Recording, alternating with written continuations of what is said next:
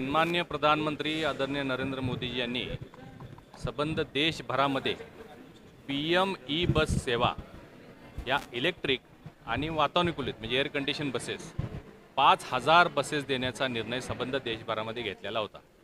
या योजनेची घोषणा होताच त्वरित आपण कोल्हापूर महापालिकेच्या वतीनं प्रस्ताव दिला आणि महाराष्ट्रात सगळ्यात पहिल्या कोल्हापूरसाठी 100 इलेक्ट्रिक बसेस मंजूर झाले।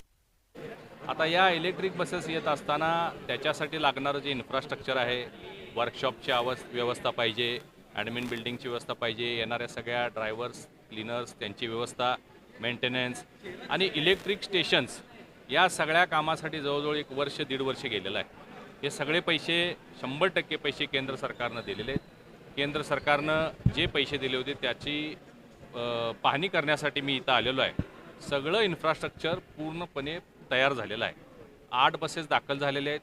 15 ऑगस्टच्या आत कोल्हापूरमध्ये इलेक्ट्रिक बसची सेवा सुरू होईल अशा आमच्या परिवहन समितीच्या वतीनं घोषणा केलेली होती।